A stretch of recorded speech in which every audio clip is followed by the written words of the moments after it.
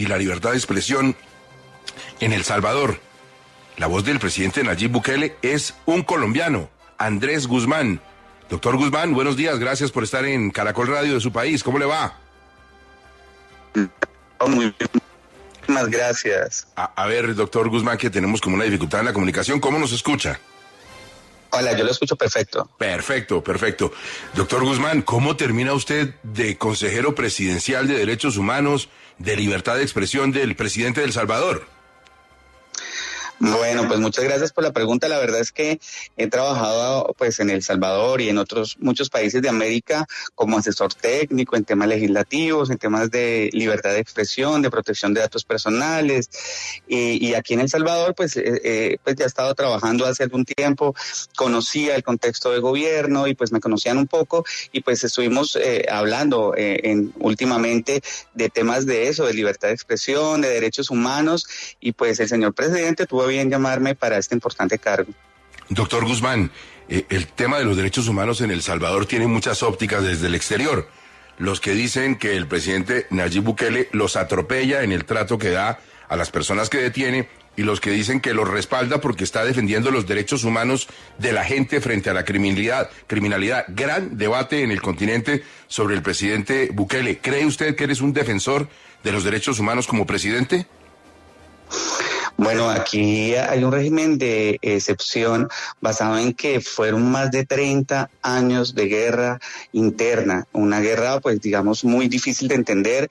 El fenómeno histórico que sucede hoy en día en El Salvador no ha sucedido en ninguna parte del mundo y pues la verdad es que se han requerido medidas extremas y esas medidas extremas pues también requieren como curas o sanaciones extremas y ese es pues digamos que el trabajo que vengo a hacer acá, hacer un gran oído del gobierno, interactuar con la Procuraduría para los Derechos Humanos, con el legislativo, con la sociedad y con la comunidad internacional, pues en este tema que evidentemente es muy complejo como usted lo coloca. Doctor Guzmán, una de las cosas que ha ocurrido y pues tiene que ver, me parece que con su función ahora en El Salvador, es que el régimen ha silenciado al periodismo independiente. Eso lo ha denunciado, por ejemplo, Carlos Dada del periódico El Faro, que ya ni siquiera pueden ejercer el periodismo libre desde su país, sino que han tenido que desplazarse, me parece que hacia Costa Rica para poder mantener el periódico abierto. ¿Usted qué cree de la persecución contra los medios que ha desatado su nuevo jefe? Bueno, pues la verdad es que el tema hay que analizarlo en el contexto de lo que está sucediendo y caso por caso.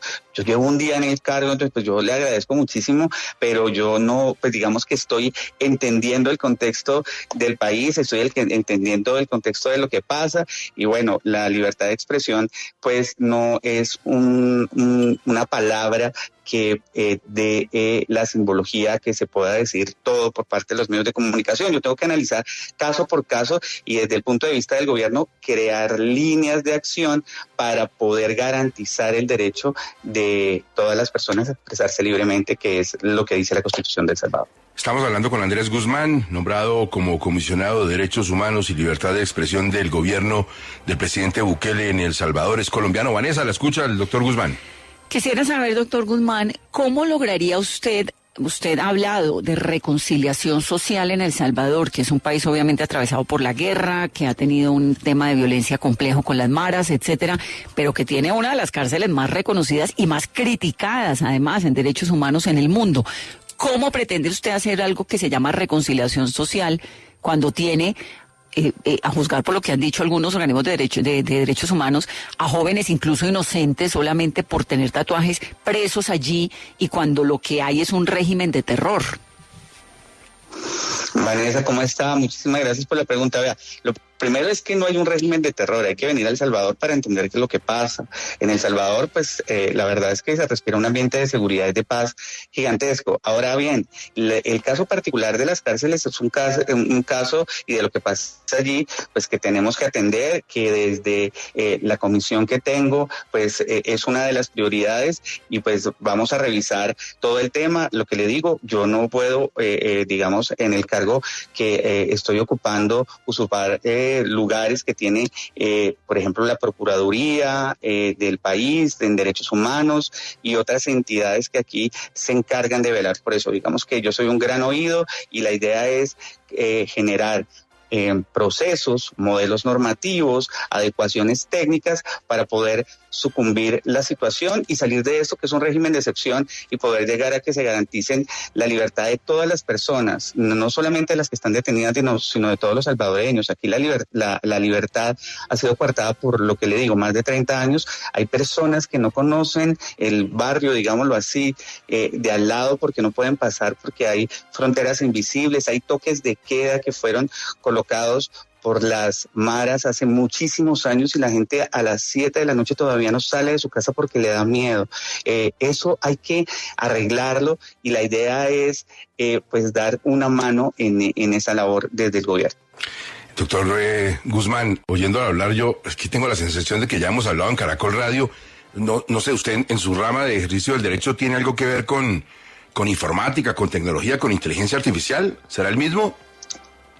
Sí, toda la vida, Gustavo, hemos hablado muchas veces claro. Y pues ustedes me han consultado sobre inteligencia artificial y además ese es el tema que me trajo acá, el tema de inteligencia artificial sobre todo. Diana, para que vea, ¿no? Sí, pues es que es Andrés Guzmán, es el fundador de Adalid Abogados, que precisamente pues tiene toda esta experticia en temas digitales y demás, que de verdad me sorprende ver ese salto del mundo digital y de las TIC, asesorar a Bukele. Pero aprovecho y le pregunto, doctor Guzmán, en estas labores que usted va a hacer ahora, ¿está también el estar pendiente digitalmente de todo lo que diga el presidente Gustavo Petro para decirle al presidente Bukele y que sigan ahí su frente a frente en redes?